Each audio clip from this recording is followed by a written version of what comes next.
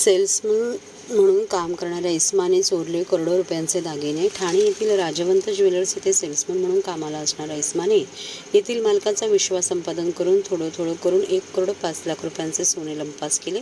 त्याला नौपाडा पोलिसांनी मोठ्या शिताफीने पकडून त्याच्याकडून 62,10,000 रुपये किमतीचा माल हस्तगत केला, अशी माहिती पोलीस उपायुक्त सुभाष बुरसे यांनी पत्रकारांना दिली।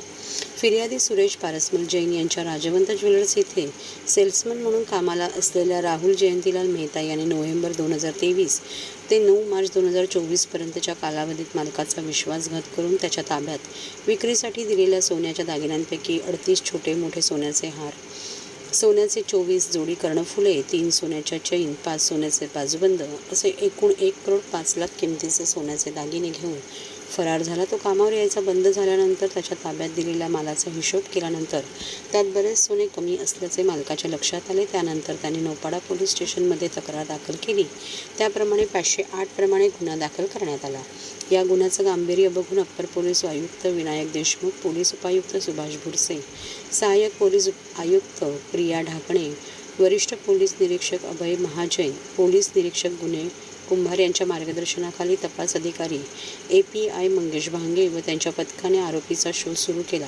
आरोपी पोलिसांना गुंगारा देत मीरा रोड, मुंबई, इंदोर, गुजरात अशा वेगवेगळ्या ठिकाणी फिरत होता। पोलिसांनी आरोपीचे नातेवाईक, पत्नी व मित्र यांच्या हालचालीवर लक्ष ठेवून शोध घेतला असता आरोपी हा त्याच्या मैत्रिणीला भेटण्याकरिता मीरा रोड येथे येणार असल्याची माहिती मिळाली। त्याप्रमाणे सापळा रचून पोलिसांनी त्याला अटक केली।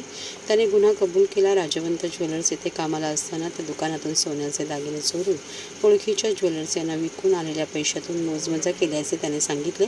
चोरीला गेलेल्या मालांपैकी 62,10,000 रुपयांचे 900 ग्राम सोन्याचे दागिने पोलिसांनी जप्त केले। उर्वरित दागिन्यांबाबत आरोपीकडे तपास सुरू आहे।